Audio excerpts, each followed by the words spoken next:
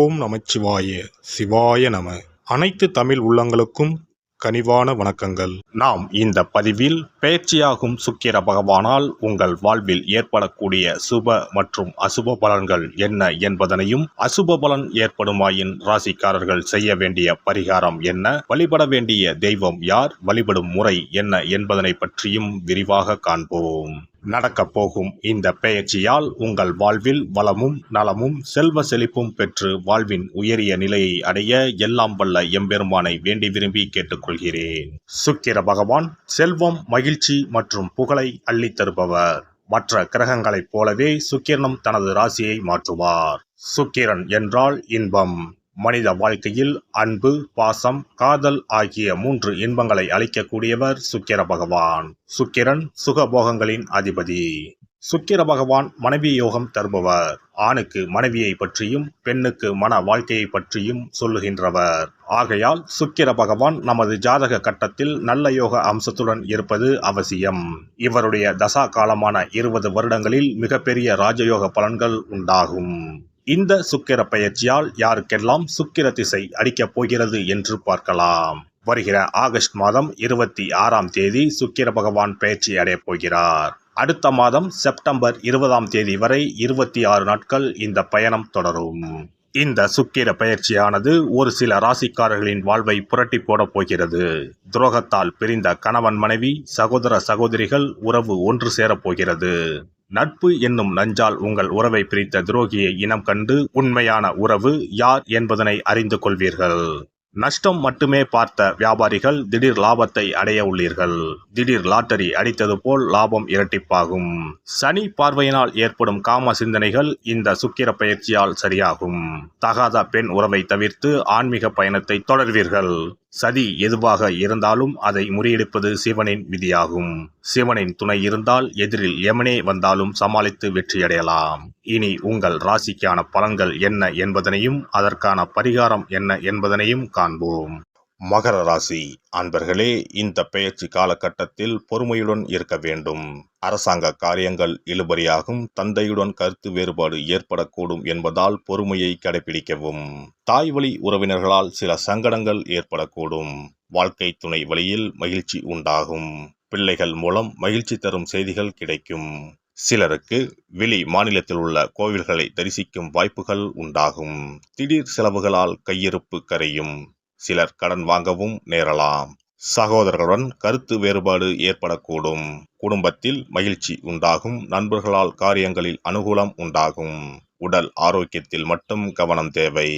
குடும்பம் தொடர்பான முக்கிய முடிவுகள் எதையும் எடுக்க வேண்டாம். வாகனத்தில் செல்லும் போது கவனமாக இருக்கவும், இரவு நேர பயணங்களை தவிர்த்து விடவும். பூர்வீக சொத்து பிரச்சனையை சற்று பொறுமையுடன் கையாள வேண்டியது அவசியம். உடன் பிறந்தோர்களிடம் சிறு சிறு சச்சரவுகள் ஏற்பட்டு நீங்கும். வாழ்க்கை துணையால் மகிழ்ச்சி உண்டாகும். உங்கள் முயற்சிகளுக்கு வாழ்க்கை துணையின் ஒத்துழைப்பு கிடைக்கும்.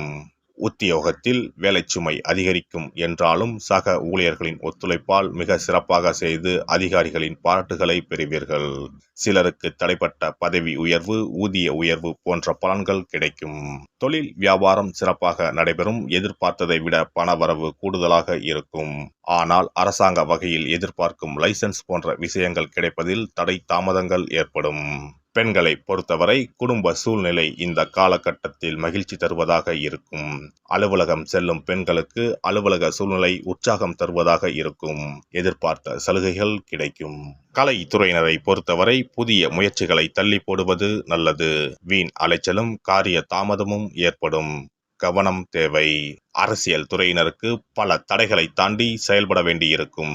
எதிர்பார்த்த லாபம் வரும். செயல் திறமை வெளிப்படும். சுதந்திரமாக செயல்படும் வாய்ப்புகள் கிடைக்கும். வரவேண்டிய பணம் வந்து சேரும். மாணவர்களுக்கு கல்வி தொடர்பான விஷயங்களில் எதிர்பார்த்த பலன் கிடைக்கும். மனதில் இருந்த கவலைகள் நீங்கும். விநாயகருக்கு அருகம்புல் மாலை போட்டு வணங்க எடுத்த காரியத்தில் வெற்றி உண்டாகும். திங்கள் கிழமைகளில் சிவபெருமானுக்கு வில்வத்தால் அர்ச்சனை செய்து நெய் தீபம் ஏற்றி வர நன்மைகள் உண்டாகும். சிறப்பு தொகுப்பு.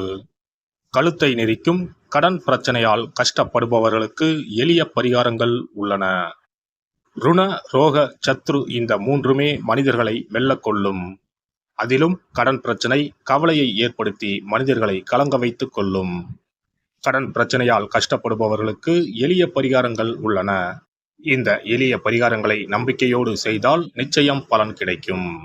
ஒருவரின் ஜாதகத்தில் 6ஆம் இடம் கடன் ஸ்தானத்தை குறிக்கும். கடன் பிரச்சனையால் இன்றைக்கு பலரும் தற்கொலை செய்து கொள்கின்றனர். சக்கரத்தாழ்வார் அருள் இருந்தால் கண்டிப்பாக கடன் பிரச்சனைகள் நீங்கும். பெருமாள் கோவிலுக்கு சென்று சனி மற்றும் புதன்கிழமைகளில் சக்கரத்தாழ்வார் சன்னதியில் துளசி மாலை சாற்றி 12 முறை வலம் வர வேண்டும். ஒவ்வொரு முறை வலம் வரும் பொழுதும் கடன் தீர்வதற்கு மனமுருக நம்பிக்கையோடு வேண்டிக் கொள்ள வேண்டும். தொடர்ந்து 12 வாரங்கள் செய்தாலே கடன் பிரச்சனை தீர்ந்து மன நிம்மதி ஏற்படும். மேசராசியில் பிறந்தவர்கள் தயிரை கொண்டு இனிப்பு பலகாரம் செய்து ஒவ்வொரு வெள்ளிக்கிழமையும் மாலை வேளையில் பசுவுக்கு கொடுத்து வர கடன் பிரச்சனைகள் தீரும். விருச்சிக ராசியில் பிறந்தவர்கள் ஞாயிற்றுக்கிழமை அன்று லட்சுமி நரசிம்மருக்கு காய்ச்சிய பசும்பால் அல்லது பானகத்தை பிரசாதமாக வைக்க வேண்டும். 48 நாட்கள் இந்த பூஜையை செய்தால் கடன் தொல்லையில் இருந்து விடுபடலாம். ரிஷபராசியில் பிறந்தவர்கள் ஜவ்வரிசி கொண்டு இனிப்பு தயாரித்து அதை வெள்ளிக்கிழமையன்று பசுவிற்கு மாலை வேளையில் கொடுத்து வர கடன்கள் அடைந்து சுகம் பெறலாம். துலாம் ராசிக்காரர்கள் பசும்பாலை சுக்கிர ஓலையில் வில்வ மரத்திற்கு ஊற்றவும். 24 வெள்ளிக்கிழமை செய்திட நிச்சயமாக கடன் தீரும். வெள்ளிக்கிழமையில் அரச மரத்தடி விநாயகருக்கு அகலில் 11 தீபமும் 11 முறை வலம் வந்தும் வழிபட்டால் கடன் தீரும். மிதுன ராசிக்காரர்கள் தினசரி சிறிது தயிர் சேர்த்து குளித்து வரவும். கடன்கள் நீங்கும். மாலை வேளையில் சூரிய தரிசனம் அஸ்தமனத்துக்கு முன் செய்து வரவும். கன்னி ராசிக்காரர்கள் சனிக்கிழமைகளில் உளுந்து வடை தானம் செய்யவும். அதை நீங்கள் உண்ணக்கூடாது.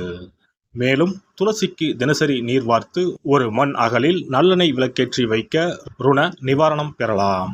கடகராசிக்காரர்கள் ஒவ்வொரு ஞாயிறும் சிறிது வெள்ளக்கட்டியை ஓடும் நீரில் விழவும். கடன்கள் வெள்ளம் போல கரைந்துவிடும். சிம்ம ராசியில் பிறந்தவர்கள் ஒவ்வொரு சனிக்கிழமையும் அரச மரத்தடியில் மண் அகலில் நல்லெண்ணெய் ஊற்றி கருப்பு திரி கொண்டு 8 விளக்குகள் ஏற்றி வர கடன்கள் அழிய வழி பிறக்கும். மகர ராசிக்காரர்கள் சனிக்கிழமைகளில் எள்ளுருண்டை செய்து பலருக்கு தானமாய் கொடுத்து வர கடன் தொல்லைகள் நீங்கும். கும்பராசிக்காரர்கள் வியாழன் மாலை 6 மணிக்கு குங்குமப்பூ சேர்த்த பாதாம் கீர் செய்து மகா விஷ்ணுவுக்கு நிவேதனம் செய்து முதலில் தான் அறிந்துவிட்டு பின்பு மற்றவருக்கும் தானமாய் கொடுத்து வர கடன்கள் மலமளவென அடைபடும். தனுசு ராசிக்காரர்கள் செவ்வாய்க்கிழமைகளில் ஆலய பணிகளுக்கு செங்கல்கள் முடிந்த அளவு வாங்கி கொடுக்க கடன்கள் அடைந்து நிம்மதி பெறலாம். மீன ராசிக்காரர்கள் செவ்வாய்க்கிழமை அன்று மதியமோ இரவோ நோயாளிகளுக்கு சப்பாத்தியை தானமாக கொடுத்து வர கடன்கள் வேகமாக அடைய ஆரம்பிக்கும். குறைந்தது 9 சப்பாத்திகள் கொடுப்பது நல்லது. செவ்வாய் பகவானை மனதார நினைத்துக் கொள்வது நலம் தரும். பௌர்ணமி நாளில் குலதெய்வத்திற்கு படையலிட்டு வழிபடுவது சிறப்பு. குலதெய்வ படம் இல்லாதவர்களும் குலதெய்வம் பற்றி தெரியாதவர்களும் 5 முக குத்து விளக்கை பூஜை அறையில் ஏற்றி வைத்து படையல் போட்டு கற்பூர ஆரத்தி காட்டி கடன் பிரச்சனை நீங்க மனதார வேண்டிக் கொள்ளலாம். இவ்வாறாக 9 பௌர்ணமிகள் விடாமல் இந்த பரிகாரம் செய்ய கடன் தொல்லைகள் எளிதாக தீர்ந்துவிடும். கடன் தீர்வதற்கான வழிகளும் கிடைக்கும். இந்த பரிகாரத்தை அனைத்து ராசிக்காரர்களும் செய்யலாம்.